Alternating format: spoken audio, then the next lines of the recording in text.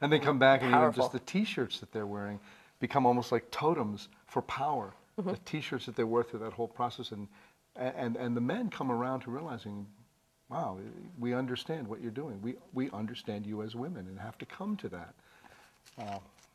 No, There's even they're a Liz remarkable. Estrada moment in there at the beginning where they say we're going to withhold sex from our husbands if they don't listen to us. Absolutely. Now, I've never heard that in the real world happening. You know, maybe in Greek. No, you definitely hear like comedians joke about that Yeah, concept yeah, as yeah. well. I think Chris Rock actually has a joke about how you could stop wars in the world by just withholding sex. And they do. You know, they get men to listen by saying, you know what, you're cut off. And that's really quite astonishing because it just doesn't seem like a modern concept. It really does seem like, you know, Yeah. This very is one Greek. of those documentaries that just, how could this not be made? How could people not know about this story? And of course, I didn't know about this really. You seem to know something about Liberia. As a matter of fact, you mentioned a couple of other films about Liberia that tie into this nicely. Absolutely. As part of the festival, actually, about 3 years ago, we'd shown a documentary called Liberia, an Uncivil War, which is extremely interesting. There's two documentarians. One had followed the path of Charles Taylor and his regime, and another had followed Lurd. And basically, at the end of a certain period of time, they got together and started to combine their footage and try to create a narrative of what was happening with that civil war. And you know, I think that's a really great introduction to that particular conflict because it is really so chaotic and really very difficult to understand, especially since, you know, frankly, our news just does not cover it. Because, Not at all. you know. And that's why this is difficult to watch because you're not used to seeing these people in living in such chaos and circumstances that are really hard to get a grip on or have any point of identification. Right. It's a difficult film to watch for that reason, because you keep asking why. It reminded me as I was watching it that this could be made into, you know, you put, you know, Don Cheadle in it or something, whatever, and then people watch it, right? And then you go, well, that's just an amazing story, but I wish there were a documentary about it. Well, here it is. Absolutely. Yeah, yeah. And before it's made into a narrative film, because Right. undoubtedly it will at some point be a film that Hollywood takes notice of, because it is such a triumph of the human spirit that it can easily be made because it arcs very nicely. Yeah.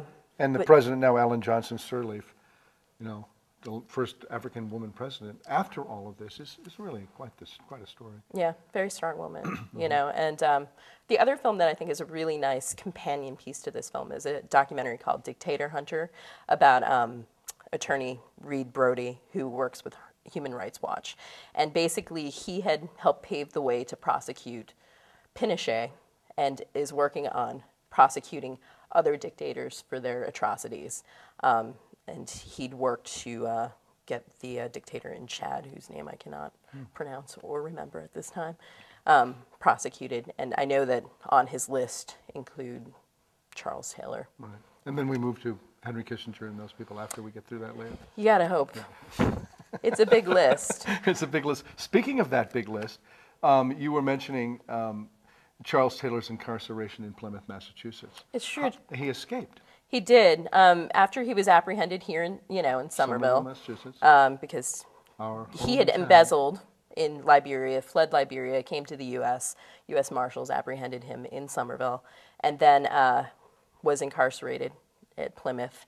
He and 4 other inmates managed to escape from the facility by breaking a bar out of a laundry room and using a knotted sheet to leave, which seems almost impossible in this day and age, and impossible for anyone to actually achieve that. There's a lot of speculation that he didn't actually escape, but was kind of released by the U.S. government to go back and study with Gaddafi and go back to Liberia and depose the government there, which did happen. The other part of it, I'm not entirely sure, but you know, you have to be cynical about these situations, given the time frame that it was the 80s when that happened, and diamonds are very valuable. diamonds are very valuable. Say it with a diamond. Diamonds are very, very valuable, Yeah. and having control of parts of Africa are definitely something that our government wanted to do at that time. And he, you know, Taylor worked with Al Qaeda and as well as the blood diamond trade. So. Absolutely. Yeah. Do you know the status of Charles Taylor right now? somewhere in Nigeria, exiled. I think Reed Brody, who is the attorney that I spoke about, has something that he says that is very interesting. I'm going to not do a direct quote because I'm not that rememberful. But basically says if you kill a single person, you go to jail. If you kill 20, you go to an insane asylum. If you kill 40,000, they exile you, and you get to live in luxury for the rest of your life. And that is absolutely true. You know what I mean? Absolutely. Yeah. Wow.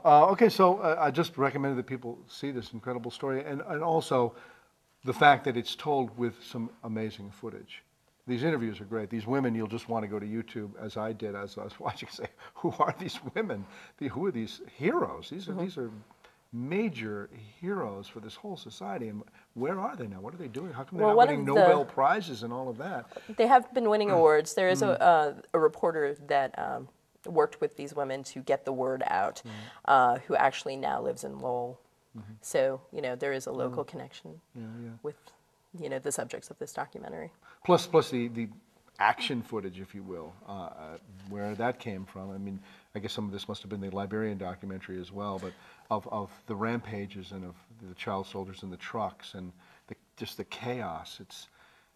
It's very you scary. can't believe you're really watching it because it pops up like this, and then you're back to an interview with, Lema Jabowi, who's one of the speakers, who's really an amazing woman, brave woman. And all of them are very brave. I mean, they risked losing their own lives. They basically stood in front of a dictator and would not, stand down until he started to listen to them. So, it opens soon here at the Coolidge, but wherever you are, go and see it. Pray the devil back to hell. Thanks a lot, Nancy. I really appreciate it. Okay, good. We'll see you at the Coolidge.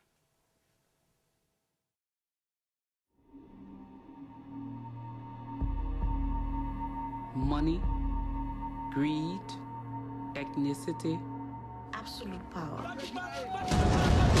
There is nothing that should make people do what they did to the children of Liberia.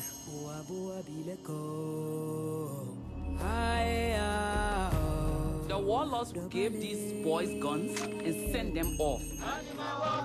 They just do anything because they have guns. You go to bed saying, God, please. What do we do? I had a dream, and it was like a crazy dream. We decided to protest. We wore the white, saying to people we were out for peace. Thousands of women, Muslim and Christian, were coming together, calling for peace. These women had seen the worst, but they still had that vibrance for life. And we said, well, if I should get killed, just remember me that I was fighting for peace.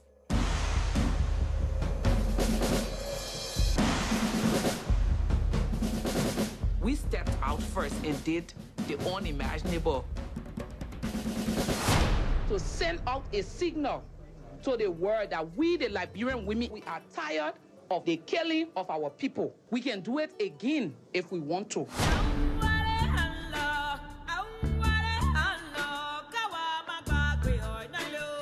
I want to hear now, gratefully acknowledge the powerful voice of women.